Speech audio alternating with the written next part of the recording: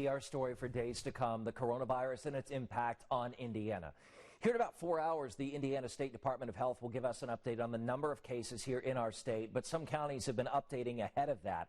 So here's where we are right now. We've actually confirmed that more than 200 plus cases exist in our state, and we have had 7 deaths here in Indiana.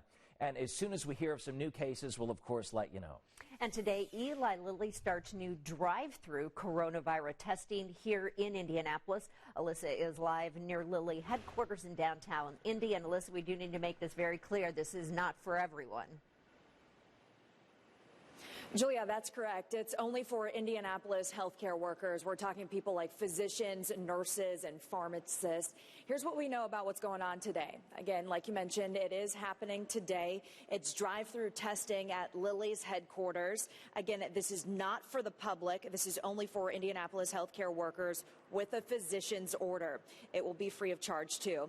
I want to share this with you, too. The chief scientific order and president of Lilly Research Labs released this statement. Here's part of what he had to say. He said, by offering testing to our active healthcare workers, we hope to protect both them and the patients they serve. So if you're eligible for this testing and you're wondering what you should be bringing, we do have that information posted for you directly from Lilly at our website right now, WTHR.com.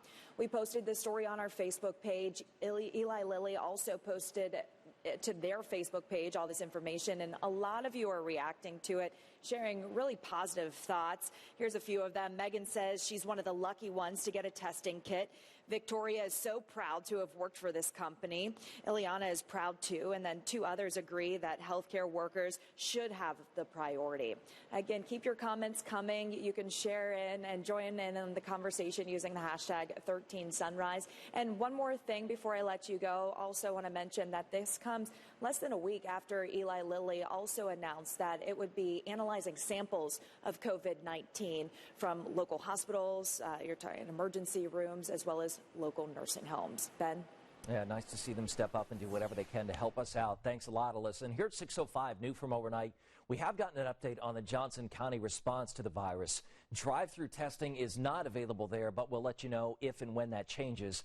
And there have been 13 confirmed cases and 1 death there, but here's the number we really want to point out to you. 2 of the earliest cases in the county are now symptom-free. And the U.S. Senate is set to vote today on a massive rescue package. That's one of 3 coronavirus stories we'll be watching today. Senators were talking overnight after a Sunday vote failed to advance. And today, Southport leaders will be speaking about relief efforts there. We know the goal is to deliver household essentials and food to people who may not be able to leave their homes. Also starting today, Market District in Carmel will open 1 hour just for customers who are 60 and older or who have compromised immune systems. So doors open at 6 this morning, and then anyone can come in after that at 7. And it is 6:06, and questions do continue over whether the Summer Olympics will still happen. They may happen next year instead. The International Olympic Committee is considering postponing.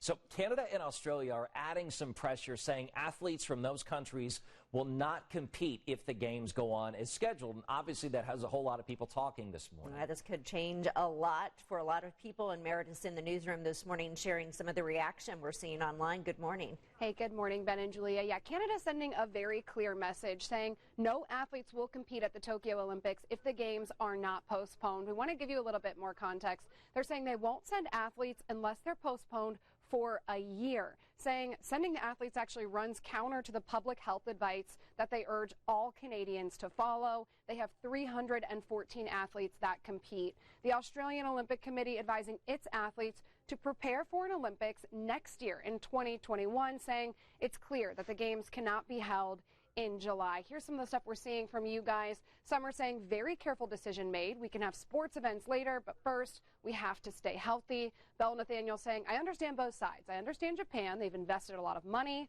And I understand Canada because they're afraid of the pandemic. It's a really hard decision for both. Patty saying the safer thing to do would be postpone. Japan can still host the games, just not right now.